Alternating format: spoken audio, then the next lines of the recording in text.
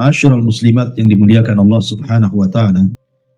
Nabi sallallahu alaihi wasallam pernah bersabda, "Dzaka khatibul anbiya." Jadi Nabi Syuaib adalah oratornya para nabi. Artinya Nabi sallallahu alaihi wasallam menjelaskan kehebatan bicara Nabi Syuaib. Bagaimana beliau mampu berbicara sedemikian hebatnya di hadapan kaum anehnya.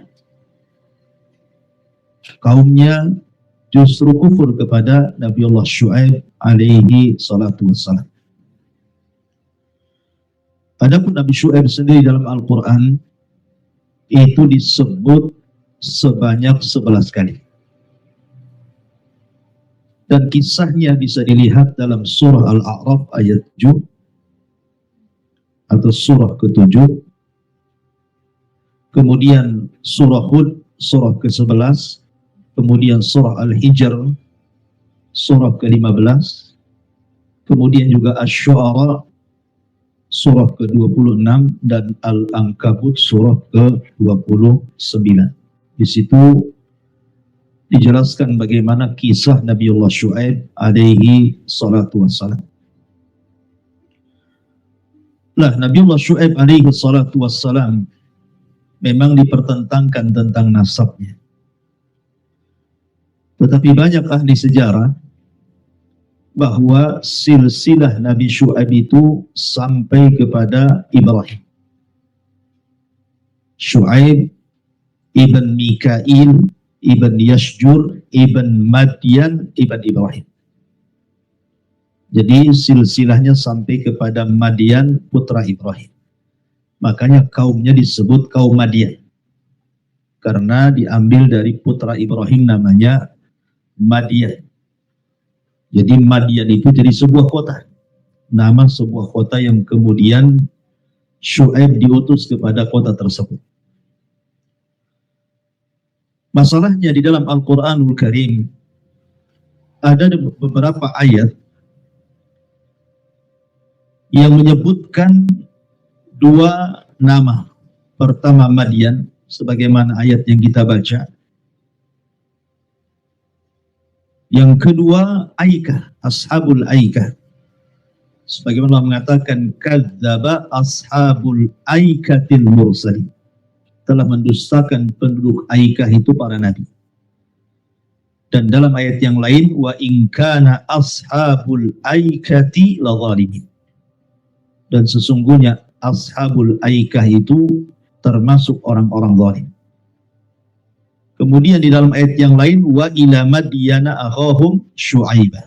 Dan kepada penduduk Madyan diutus saudara mereka Syuaib.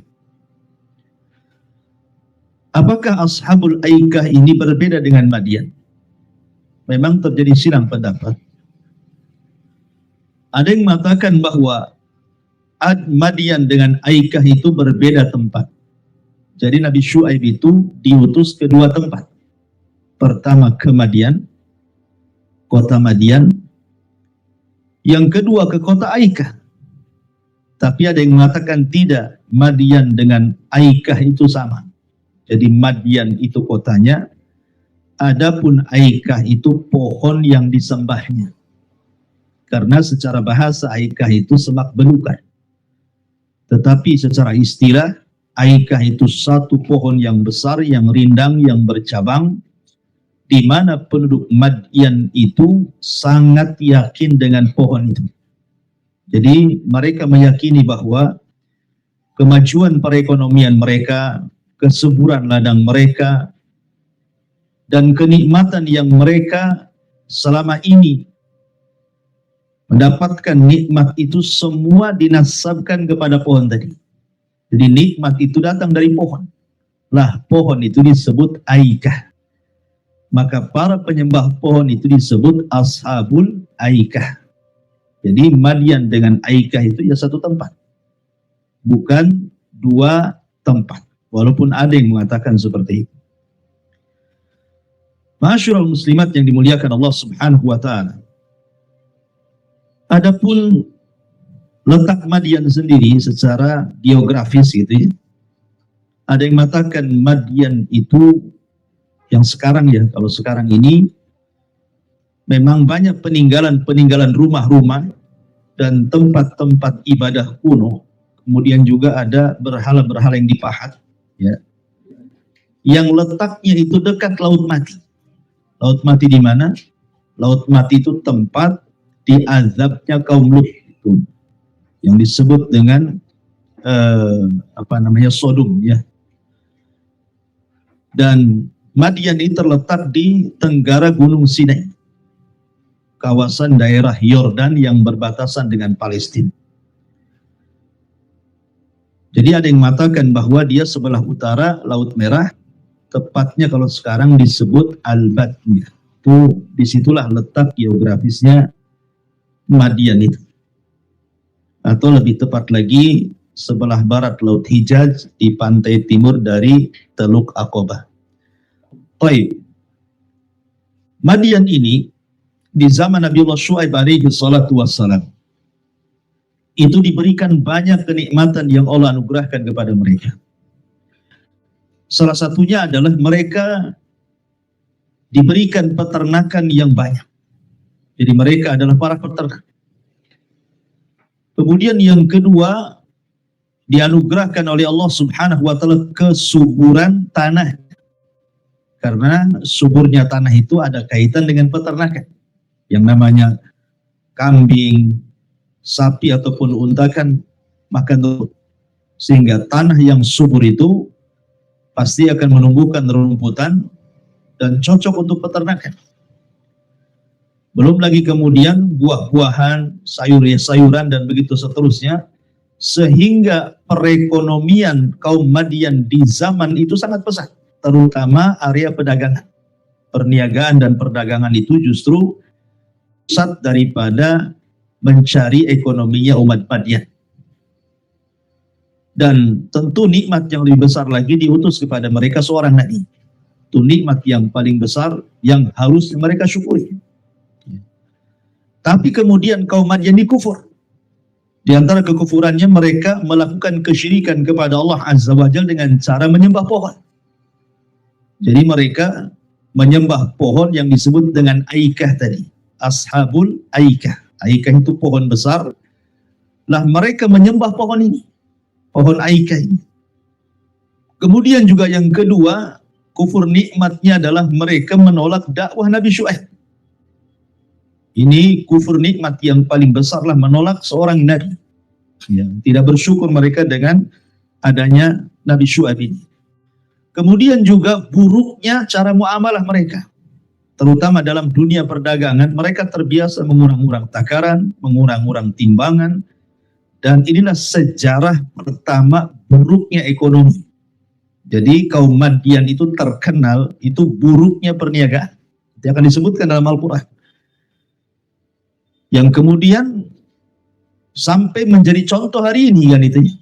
Jadi kalau hari ini banyak orang yang ngurang-ngurang timbangan,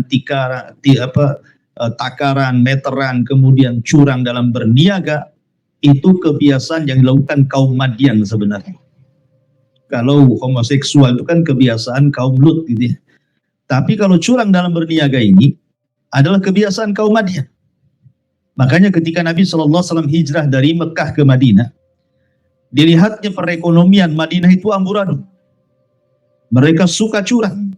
Makanya Allah Subhanahu wa taala turunkan kepada penduduk Madinah kala itu sebuah surat yang kemudian dijadikan nama surat namanya Al-Mutaffifin. Ya. Allah mengatakan wailun lil mutaffifin. Celakalah bagi orang-orang yang melakukan curang dalam perniagaan. Kemudian juga bukan hanya buruk perekonomian mereka, mereka suka mengambil hak orang lain. Jadi mereka suka merampok, gitu ya. Mereka suka menakut-nakuti orang, dan begitu seterusnya. Termasuk mereka kekeh dengan ajaran nenek moyang mereka, tidak mau diajak kepada hidayah. Lah kaum yang seperti ini diutus kepada mereka seorang nabi, yang Allah Subhanahu wa taala firmankan di sini di dalam kitab ini. Allah Subhanahu wa taala mengatakan wa ila madyana akhahum Syu'aib, dan kepada penduduk Madian Allah utus saudara mereka Nabi Syu'aib. Nabi Syu'aib ini terlahir dari orang terhormat. Allah Subhanahu wa taala ketika mengatakan akhahum, saudara mereka, maknanya Syu'aib itu dikenal oleh kaum Madian sejak kecil, dari mulai lahir, kemudian beranjak besar, kemudian remaja, kemudian dewasa, kemudian diangkat jadi nabi. Orang Madian itu tahu siapa Syu'aib itu, bagaimana keluarganya, bagaimana akhlaknya, seolah-olah Allah sudah mempersiapkan dia menjadi seorang nabi sehingga tidak ada cacat. Ya. Dan sebagaimana kebiasaan para nabi apabila diutus kepada kaumnya, maka yang pertama kali dakwahkan para nabi apa? Ya qaumi ibudullaha ma lakum min ilahin ghair. Inilah syahid jadi sini. Wahai kaumku, sembahlah Allah ma lakum min ilahin ghair.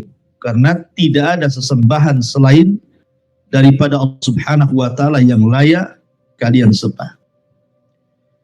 Ketika seorang nabi mendakwahkan dakwah tauhid, dan siapapun, ya siapapun para pengikut nabi termasuk kita, kalau kita mendakwahkan tauhid berarti kita sudah menambah genderang orang bersama orang-orang musyrik.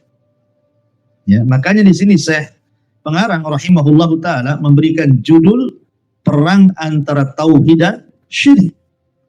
Karena siapapun yang mendakwahkan tauhid itu sama dengan menambah perang dengan orang-orang musyrik.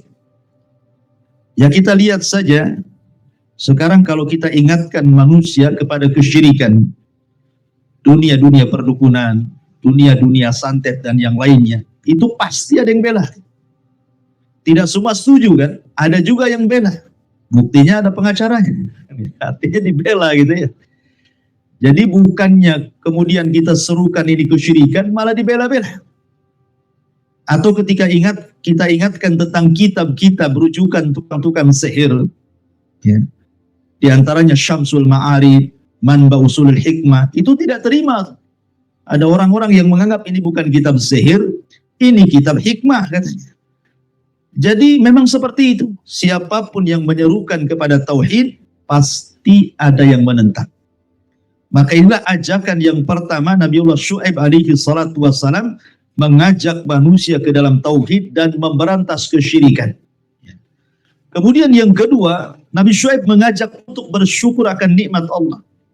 Bayangkan kaum Madian itu diberikan kenikmatan yang luar biasa, dari tanahnya subur, peternakannya, perniagaannya, itu nikmat yang luar biasa. Jadi Nabi Syu'aib itu minta agar mereka mengambil yang halal dan meninggalkan yang haram. Jangan curang gitu ya. Kemudian juga Nabi Syu'aib mengajak manusia untuk berbuat adil dan jangan suka mengambil hak orang lain. Termasuk juga mengajak untuk beribadah dengan ibadah yang benar dan meninggalkan ajaran nenek moyangnya mereka dan kembali kepada risalah wahyu Allah Subhanahu wa taala. Makanya Allah Subhanahu wa taala, saya sebutkan beberapa ayat di dalam Al-Qur'an, contohnya surah Al-A'raf.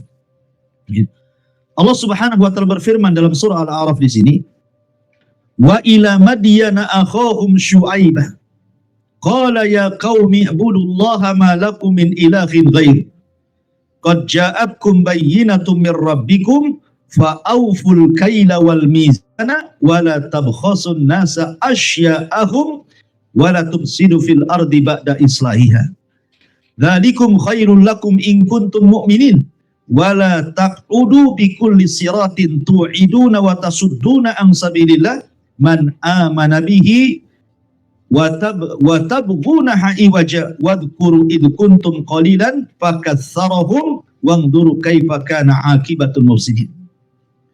Dan kepada penduduk Madian kami utus nabi mereka namanya Syu'aib alaihi salam, saudara mereka sendiri. Kemudian Syu'aib berkata, wahai kaumku, sembahlah Allah, tidak ada Tuhan sesembahan bagimu selain daripada Dia. Sesungguhnya Dia telah datang kepadamu membawa bukti yang nyata dari Tuhan. Sempurnakanlah takaran dan timbangan. Jangan kamu merugikan orang sedikit pun. Janganlah kamu berbuat kerusakan di bumi setelah Allah ciptakan dengan baik. Itulah yang lebih baik bagi kalian jika kalian orang yang beriman. Dan jangan pula kalian duduk-duduk di setiap jalan kemudian menakut-takuti dan menghalang-halangi orang-orang yang beriman dari jalan Allah dan ingin membelokkannya. Ingatlah ketika kamu dahulu sedikit, lalu Allah memperbanyak jumlah kalian, dan perhatikanlah bagaimana kesudahan orang-orang yang berbuat kerusakan. Lihat, di dalam ayat ini Allah Subhanahu wa taala menyebutkan apa yang saya sebutkan tadi secara ringkas.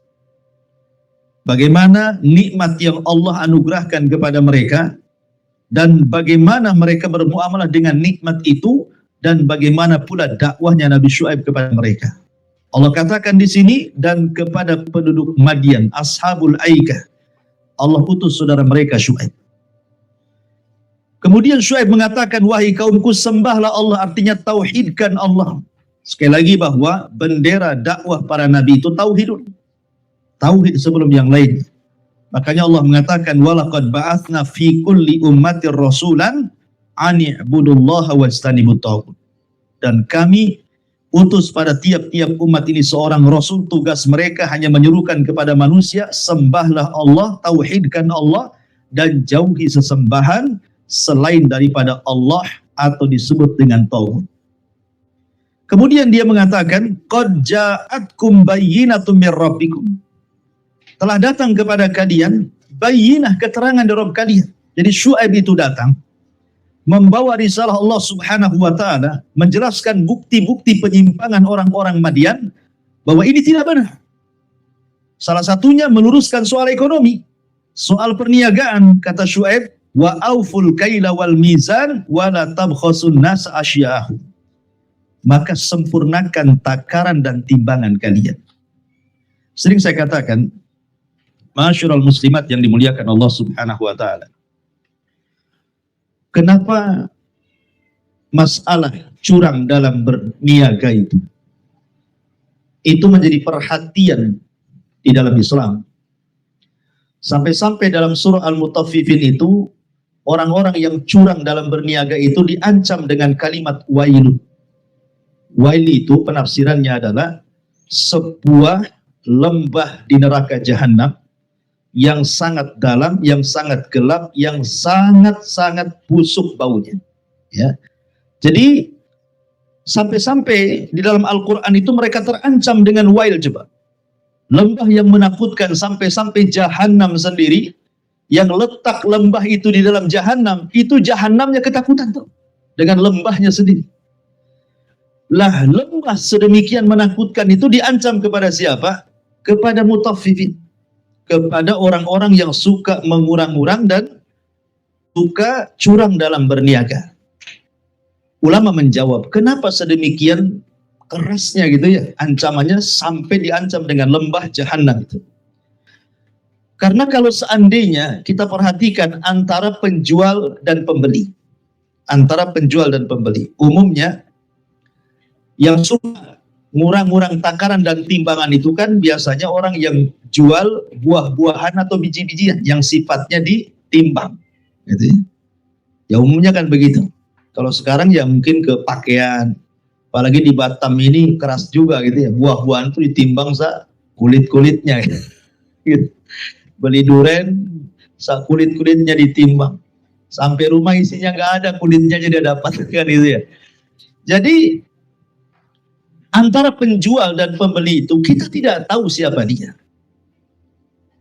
Pembeli kita tidak tahu, jangan-jangan dia orang miskin, jangan-jangan dia membelikan itu untuk anak yatim, jangan-jangan dia membelikan untuk fakir miskin, walaupun mungkin yang beli bawa mobil, jangan-jangan dia beli buah-buahan itu disedekahkan kepada fakir miskin. Kan kita tidak tahu. Ya, namanya pembeli itu kan kita tidak tahu. Nampaknya kaya, tetapi maksud dia beli itu untuk disumbangkan. Ya. Begitu juga penjual. Kita tidak tahu penjual ini. Apakah dia orang kaya, apakah dia orang miskin, apakah dia punya panti asuhan, ataukah dia punya anak yatim, kita tidak tahu. Antara penjual dan pembeli kan kita tahu, karena nggak mungkin kita heboh gitu ya. Tanya gitu sama penjual atau pembeli, tanya, ya nggak mau belilah, kepo kali mau beli. Ya, mau belilah, nggak usah tanya-tanya identitas gitu ya. Apalagi tanya KTP pula. Jadi Karena ketidaktahuan itulah kalau seandainya sebagai pedagang dia curang, dia kurangi takarannya, dia kurangi meterannya, dia kurangi timbangannya, hakikatnya dia yang kurang itu otomatis kan keuntungan bagi para penjual. Dia tidak sadar, boleh jadi dia dari keuntungan itu dia belikan makan, padahal makanan ini haknya fakir miskin. Padahal makanan ini haknya orang anak-anak yatim. Padahal makanan ini haknya orang-orang yang tidak mampu. Dia makan. Jadi sadar ataupun tidak, dia itu sedang merampok sebenarnya. Sedang mencuri hak orang lain kan itu. Makanya itulah kenapa Nabi SAW sampai memuji pedagang dan pembeli dengan mengatakan rahimallahu rajulan samhan idza ishtara wa samhan idza iqtada.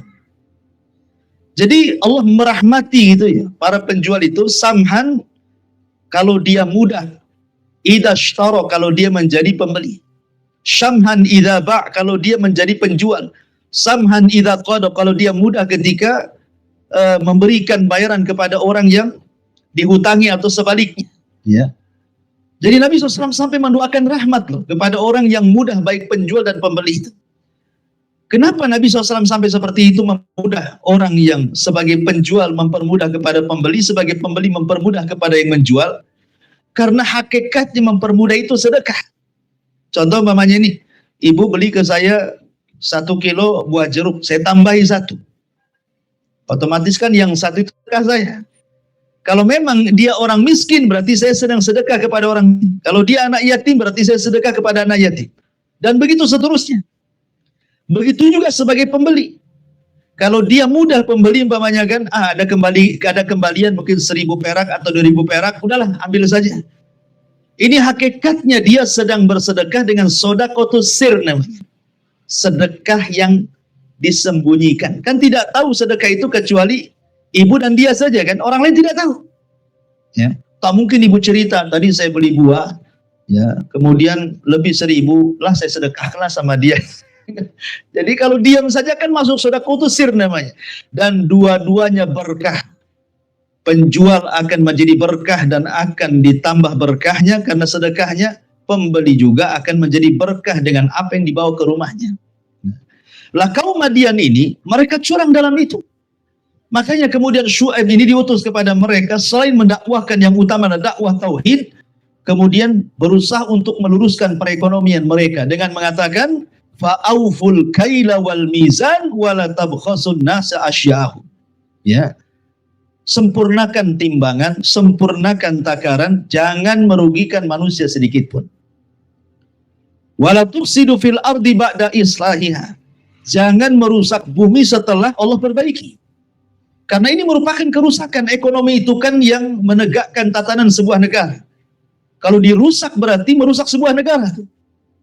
Betapa banyak gara-gara riba itu kemudian perekonomian jadi rusak kan gitu. Kemudian Allah Subhanahu wa taala mengatakan dzalikum khairul lakum in kuntum mu'minin, itu lebih baik kalau kalian merasa beriman. Kemudian juga Nabi Syuaib memberikan nasihat, ya, jangan suka merampok, jangan suka nakut-nakuti. Wala taqudu bikulli siratin tu'iduna wa tasudduna an sabilillah. Ya, beliau mengatakan, dan janganlah kalian duduk-duduk di situ ya. Taquduna artinya dan janganlah kalian duduk-duduk di setiap jalan untuk menakut-nakuti orang. Sebab kalau terbiasa umpamanya jalan ini suka ada copet, umpamanya kalau kita ke Nagoya ini sering kejadian copet umpamanya di mana tuh? Di jembatan ya kan?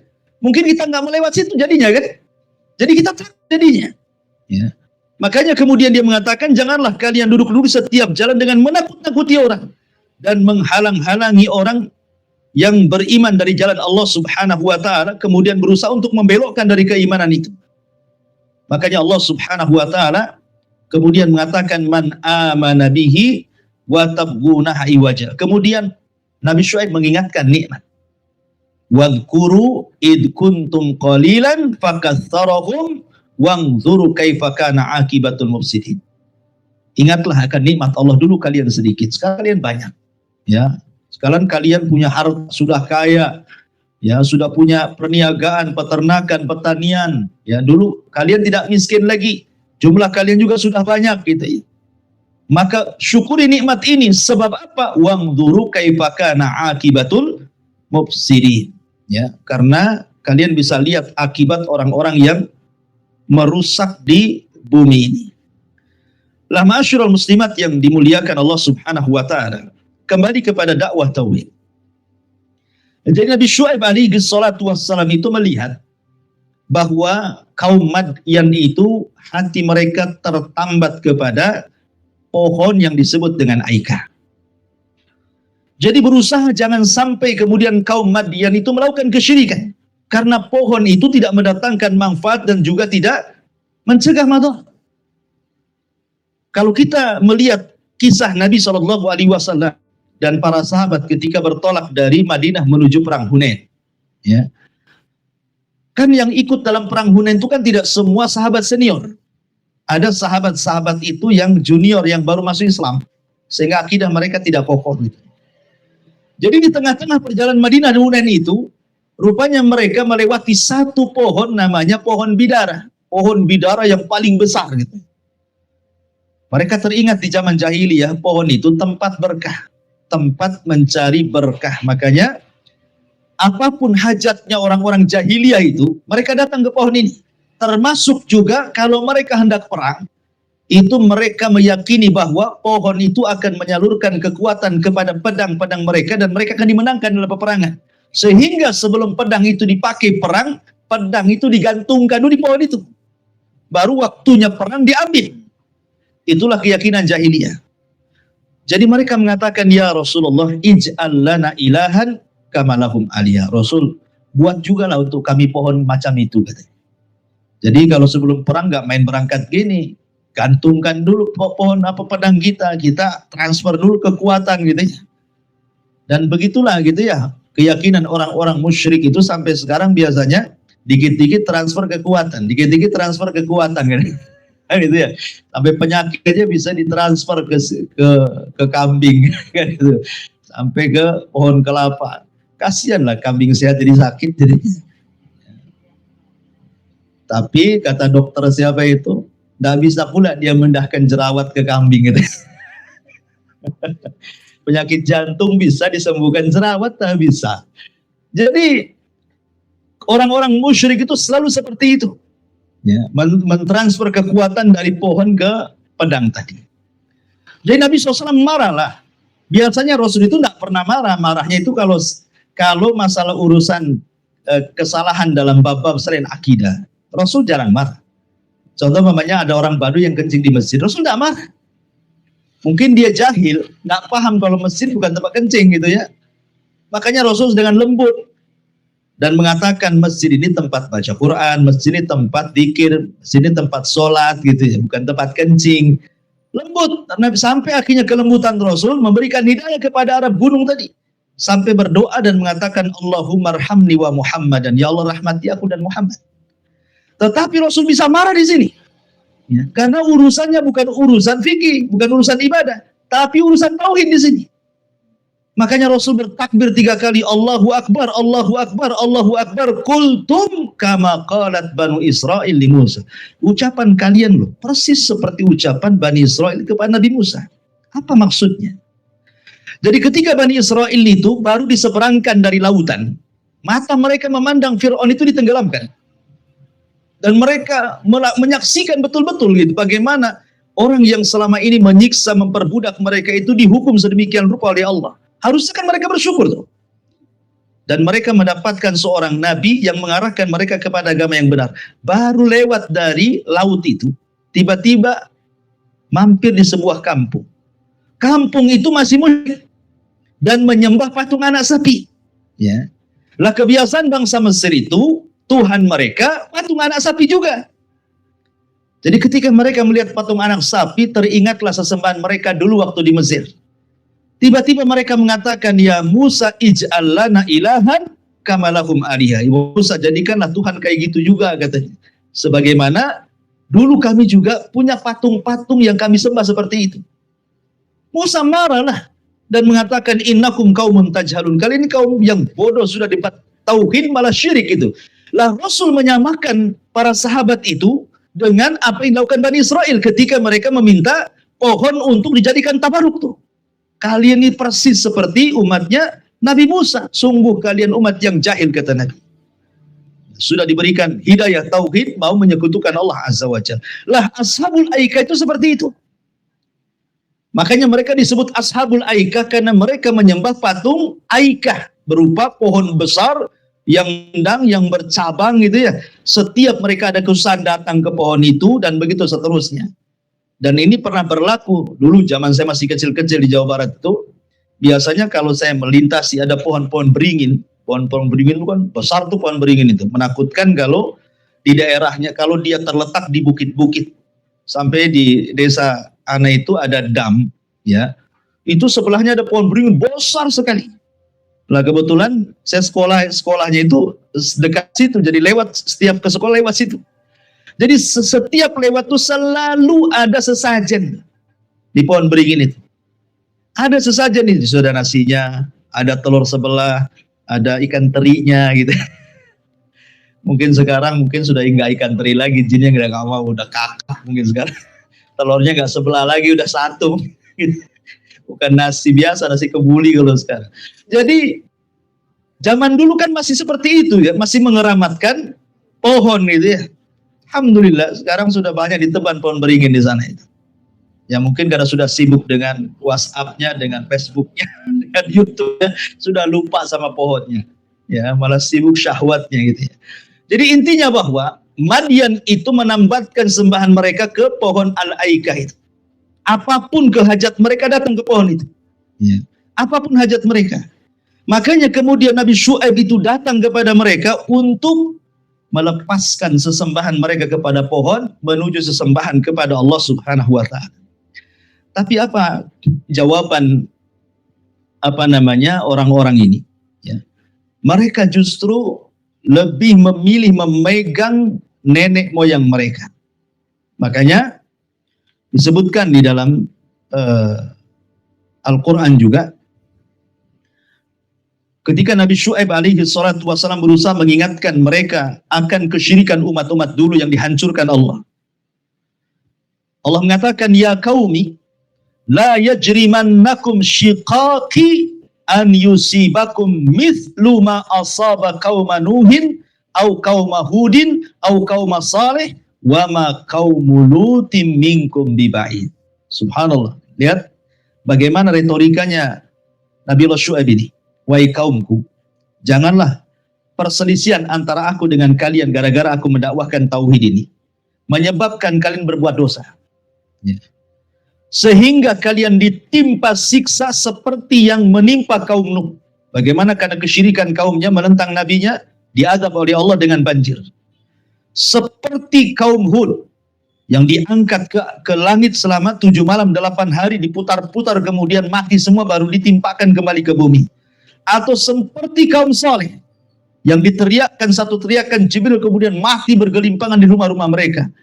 Sedangkan kaum Lut tidak jauh dari kalian. Ya, karena kaum Syuaib ini setelah Lut, kaum Lut loh yang diazab oleh Allah, diangkat kotanya ke langit gitu ya, kemudian dihujani meteor, kemudian ditimpakan lagi sekarang jadi laut mati. Itu cerita ini belum jauh dari kalian. Apa kalian mau seperti mereka? Ya. Masih juga kalian mengikuti nenek-nenek moyang mereka yang sudah diazab oleh Allah Azza wa Jalla karena kesyirikan. Jadi Nabi Syuaib berusaha untuk mengingatkan mereka soal tauhid kepada Allah Subhanahu wa taala. Sampai-sampai mereka justru kemudian menolak dan mengatakan, qalu ya Syuaib, as-salatuka ta'muruka an nadruka ma ya'budu abauna au naf'ala fi amwalina ma nasha' innaka la antal halimur rasyid. Mereka berkata, wahai Syuaib, apakah agamamu, seruanmu kepada kami disuruh meninggalkan pohon-pohon ini, patung-patung kami, berhala-berhala kami ini? Ya. Wahai kaum wahai Syuaib, apakah agamamu yang menyuruhmu agar kami meninggalkan apa yang disembah nenek moyang kami? Ya. Di sini kemudian Allah mengatakan, as-salatuka, apakah salatmu? Apakah mereka mengatakan, apakah salatmu yang menyuruh agar kami meninggalkan apa yang telah kami yang telah kami sembah dari bapak-bapak kami, Atau mereka mengatakan, melarang kami mengelola harta kami menurut cara kami. Sesungguhnya engkau benar-benar orang yang sangat penyantun dan pandai. Ini ejekan, bukan pujian. Oh, kau bijak ya, gitu ya bahasanya ya. Melarang kami untuk meninggalkan sesembahan nenek moyang kami, melarang kami untuk melakukan ini dan itu, gitu ya. Hebat kali agamamu, santun kali kamu. Ini ejekan, bukan pujian, ya. Tetapi Nabi Syuaib terus berusaha untuk lembut kepada mereka, dan begitulah para nabi, berusaha untuk lembut dalam berdakwah. Tetapi mereka tidak mau. Walaupun diingatkan dengan kehancuran umat-umat terdahulu, tetap saja mereka ngeyel. Yang lebih parah lagi, orang-orang ini mulai mengancam. Karena terus Nabi Syuaib berdakwah kepada Allah Azza wa Jalla, kepada tauhid, akhirnya mereka mengancam. Mengancam untuk membunuh Nabiullah Syuaib alaihi salatu wassalam dan mengusir dari desa Madian, dari kota Madian ini. Tetapi kemudian Nabi Syuaib tetap tidak gentar dengan ancaman mereka. Lama-lama kemudian mereka bosan kepada Nabi Syuaib, akhirnya mereka minta ditimpakan azab. Kalau Nabi Syuaib itu benar. Mereka mengatakan apa? Fasqit alaina kisafan minas sama in kunta minas sadiqin. Hai Syuaib, kalau engkau memang orang benar, jatuhkanlah kepada kami gumpalan dari langit jika engkau termasuk orang-orang yang benar. Subhanallah, masa ini kan menantang Allah ya. Dan hampir semuanya seperti itu sih, kalau kita melihat kisahnya Nabi Hud yang sudah kita kisahkan, kisahnya Nabi Soleh yang sudah kita kisahkan. Rata-rata kaum Nabi itu, kalau sudah jengkel-jengkel dengan nabinya, mereka meminta adab kan itu. Kalau kau benar, adab kami. Pasti kau hanya tipu-tipu saja gitu bahasanya. Maka karena mereka sudah kurang ajar dengan Allah Subhanahu wa ta'ala, maka Nabiullah Syuaib alaihi salatu wassalam sebelum meninggalkan kaumnya, beliau mengatakan fatawalla anhum wa qala ya qaumi laqad ablagtukum risalati rabbi wa nassahtu lakum fa kaifa as'alal qaumil kafirin. Maka Syuaib meninggalkan mereka karena tahu ini adab Allah akan datang kan. Maka Syuaib mulai meninggalkan mereka dengan orang-orang yang beriman. Kemudian Syuaib mengatakan, hai kaumku, sesungguhnya aku telah menyampaikan kepadamu amanat dari Tuhanku dan aku telah memberi nasihat kepada kalian, maka bagaimana aku akan bersedih hati terhadap orang-orang kafir. Jadi sudahlah, mau ditimpa-timpa saja sama azab gitu. Sudah tidak hilang kasihannya lagi karena sudah kufur dan mereka sendiri sudah menentang, bahkan mengancam masalahnya. Lah ketika kemudian Syuaib dan orang-orang yang beriman meninggalkan kaum Madian, maka Allah Subhanahu wa ta'ala kirimkan azabnya. Bagaimana jenis azabnya? Pertama, langit dan bumi digelapkan. Gelap semuanya. Ya. Kemudian yang kedua, mulai digempakan. Di daerahnya digempakan.